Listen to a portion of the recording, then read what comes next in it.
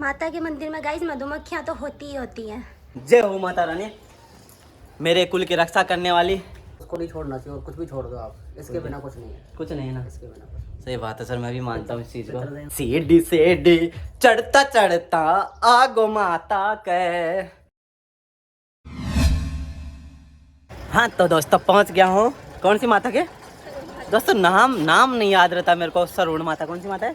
सरोड़ माता। ऐसे लोग भी इस दुनिया में रहते हैं कि अपनी कुलदेवी का नाम भूल जाते हैं।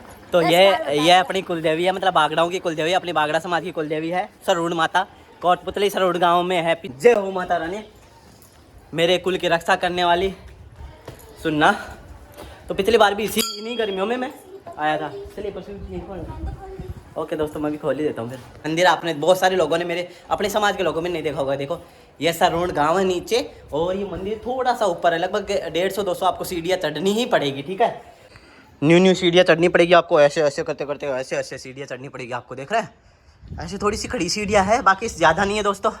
माता के मंदिर में गाइस मधुमक्खियां तो होती ही होती हैं। आपको वो कहानी पता है क्या?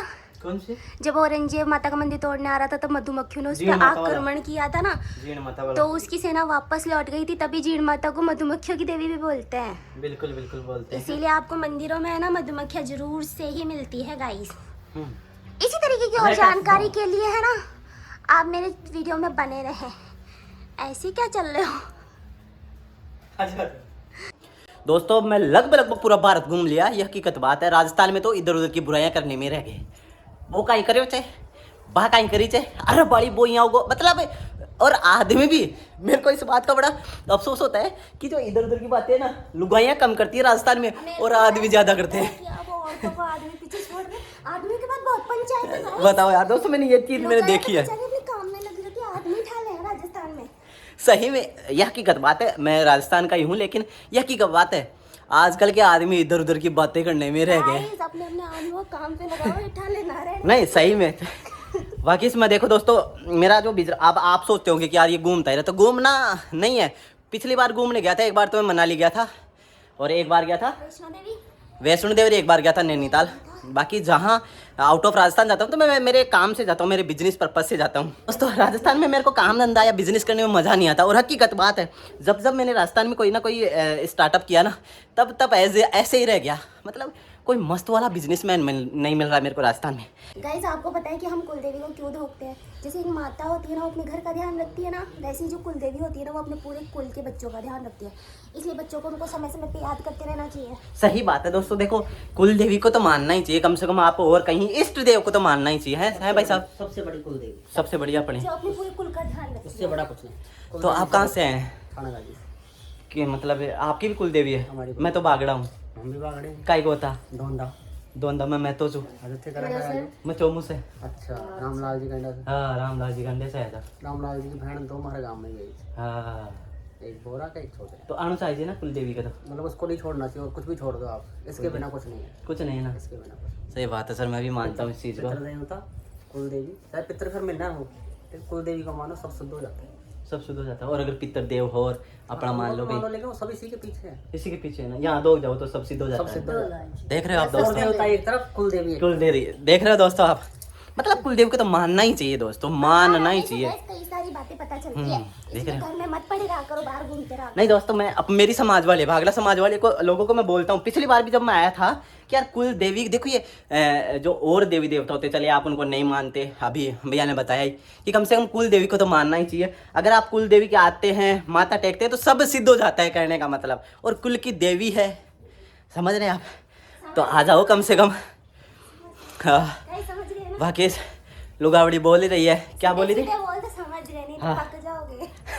इतनी बातें बताते हैं। ये लगभग ऊपर आ ही गए दोस्तों, और ये यहाँ से नज़ारा है, देख रहे हैं आप?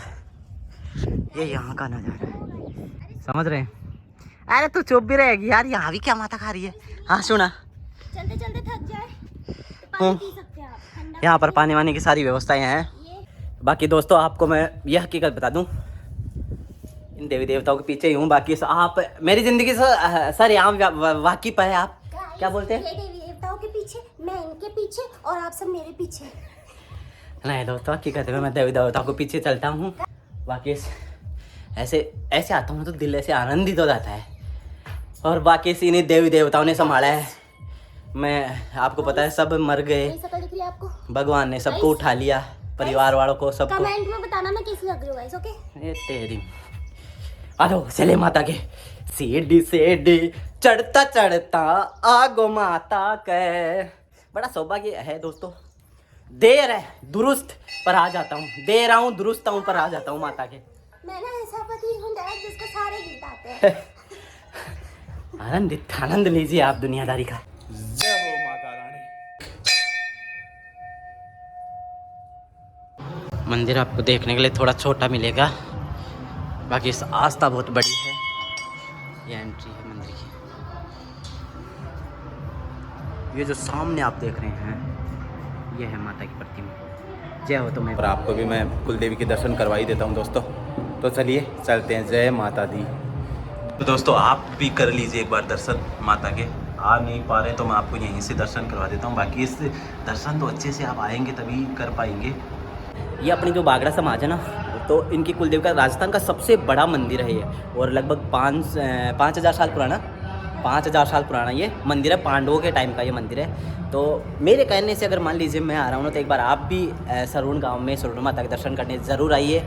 और आज का ब्लॉग अपन यहीं एंड करते हैं। तब तक के लिए मिलते हैं किसी नेक्स्ट ब्लॉग में। और गुटले कुछ कहना चाहेगी? अभी नहीं कहना चाहेंगे। मिलते हैं किसी नेक्स्ट ब्लॉग में दोस्तों। और